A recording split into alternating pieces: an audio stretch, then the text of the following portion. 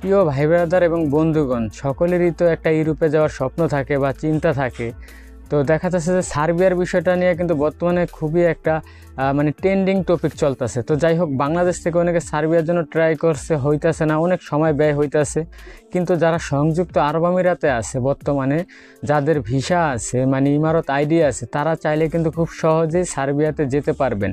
তো সার্বিয়াতে যাওয়ার জন্য আপনি কি কি সিস্টেমে যেতে পারবেন সংযুক্ত আরব আমিরাত থেকে, এই ভিডিওটিতে আপনাদের মাঝে সেগুলো উল্লেখ করা হবে। অবশ্যই সম্পূর্ণ ভিডিওটি না টেনে মনোযোগ সহকারে দেখবেন। আসসালামু আলাইকুম, আমি মোহাম্মদ মেহেদি হাসান। যেখান থেকে আমার ভিডিওটি দেখছেন সবাইকে ব্যাপারে মেহেদি অফিসিয়াল চ্যানেলে স্বাগতম। তো ভাই ব্রাদার, শুরুতেই একটা কথা বলতে চাই, সেটা হচ্ছে কি যে আপনি ইউরোপের ক্ষেত্রে ট্রাই করলে অবশ্যই হবে, কিন্তু আপনাকে সিস্টেম জানা থাকতে হবে যে আপনি কোন সিস্টেমে আপনি ট্রাই করবেন। তো যাই হোক, আপনি যদি সার্বিয়া সংযুক্ত আরব আমিরাত থেকে যেতে চান, আবুধাবিতে কিন্তু সার্বিয়ার অ্যাম্বাসি রয়েছে। সেই ক্ষেত্রে আপনার কোনো হেজাল নেই, নিজে অ্যাম্বাসি ফেস করে আপনি কিন্তু যেতে পারবেন। তো আপনাকে কি ভিসাতে যেতে হবে এবং কি কি ডকুমেন্টস থাকতে হবে। আপনি যদি সার্বিয়াতে ওয়ার্ক পয়েন্ট ভিসাতে সংযুক্ত আরব আমিরাত থেকে যেতে চান, তাহলে অবশ্যই আপনার ইমারত আইডি থাকতে হবে, ভিসার মেয়াদ সর্বনিম্ন 6 মাস থাকতে হবে, এবং আপনার কোম্পানি থেকে আপনার এনওসি পেপার নিতে হবে। ঠিক আছে? তো এই জিনিসগুলো যদি ম্যানেজ করতে পারেন, তাহলে আপনি ভালো একটি লোকের মাধ্যমে, ভালো একটি এজেন্সির মাধ্যমে কিন্তু আপনি সার্বিয়া ওয়ার্ক পয়েন্ট ভিসাতে যেতে পারবেন।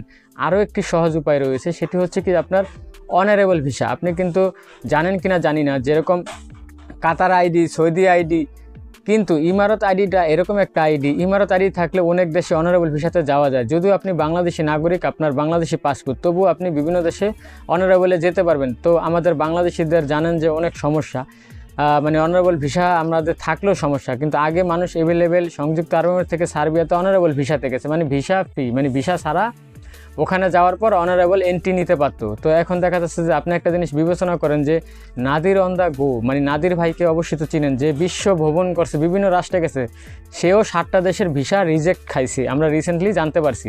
যার পাসপোর্টে আমেরিকা কানাডার ভিসা থাকে, সেও ভিসা রিজেক্ট খায়। তো যাই হোক, একটাই দোষ যে আমরা বাংলাদেশি পাসপোর্টধারী, কারণ আমাদের এই দোষ এই জন্য আমাদের নিজেদের জন্য, কারণ আমরা বিভিন্ন দেশে যাইয়া বিভিন্ন অপকর্ম বা ট্যুরিস্টে যাইয়া আসি না, এরকম কারণে আমাদের এই সমস্যাগুলো হয়েছে। তো অনারেবল ভিসাটা হচ্ছে ভিজিট ভিসার মতো আর কি। ঠিক আছে? আপনি 30 দিন বা মানে 90 দিনের একটা ভিসা। তো অনারেবল এন্ট্রিটা এখন হয়তো বা সমস্যা, নাও পেতে পারেন আপনি সার্বিয়াতে, আপনি এন্ট্রি নাও করতে পারেন অনারেবল সিস্টেমে। কিন্তু আপনি চাইলে ওয়ার্ক পয়েন্ট ভিসাতে খুব ইজিলি সর্বোচ্চ 3 থেকে 4 মাস, সর্বোচ্চ ভালো কোনো এজেন্সির মাধ্যমে যদি ট্রাই করেন, সংযুক্ত আরব আমিরাত থেকে নিজে অ্যাম্বাসি ফেস করে আপনি সার্বিয়াতে যেতে পারবেন। আর সার্বিয়া যাওয়া মানে কি, আপনি ইউরোপে চলে গেলেন, ভবিষ্যতে আপনি ওখান থেকে ইতালি, ফ্রান্স, যে কোনো জায়গায় মুভ করতে পারবেন। তবে আপনাদের কাছে একটা রিকোয়েস্ট থাকবে, অবশ্যই বৈধভাবে মুভ করার চেষ্টা করবেন, অবৈধ পন্থা কখনই ভালো না। তো এভাবেই কিন্তু আপনার ইউরোপের স্বপ্ন পূরণ হতে পারে যদি আপনি চান।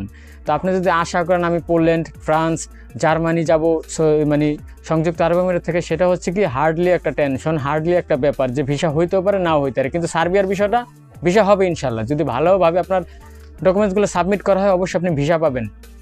সেই ক্ষেত্রে ওয়ার্ক পয়েন্ট ভিসা, নতুবা আপনার যদি পাসপোর্টের ট্রাভেল হিস্ট্রি ভালো থাকে, আপনি অনারেবল ভিসা তো ট্রাই করতে পারেন। সেই ক্ষেত্রে আপনার একদম অল্প খরচে আপনি কিন্তু সংযুক্ত আরব আমিরাত থেকে, মানে দুবাই থেকে আপনি কিন্তু সার্বিয়াতে যেতে পারবেন। তো আশা করি আমার কথাগুলো আপনারা বুঝতে পারছেন। যদিও আপনাদের কোনো কিছু আরও প্রশ্ন করা থাকে, আমাকে কমেন্টস করবেন, অবশ্যই আপনাদেরকে আমি রিপ্লাই দেওয়ার চেষ্টা করব। এভাবেই আপনি সংযুক্ত আরব আমিরাত থেকে সার্বিয়া যাওয়ার প্রসেসিংগুলো ধাপ বাই ধাপ আগাতে পারবেন। তো আশা করি বুঝতে পারছেন যে আপনার অনারেবলের ক্ষেত্রে আপনার দেখা যায় কিছু দেশের ভিজিট ভিসাগুলো থাকলে, যেরকম আপনার সংযুক্ত আরব আমিরাত আছেন, আপনি সৌদি, ওমান, কাতার, বাহারান, এই দেশগুলো ঘোরেন, মোটামুটি আপনার পাসপোর্টে কয়েকটা দেশের ভিসা লাগান, তাহলে আপনার জন্য ইজি হয়।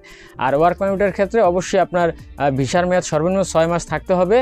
তো আশা করি আপনারা আমার কথাগুলো সম্পূর্ণ বুঝতে পারছেন। তো দর্শক, সবাই ভালো থাকেন, সুস্থ থাকেন। এই পর্যন্ত, আল্লাহ হাফেজ।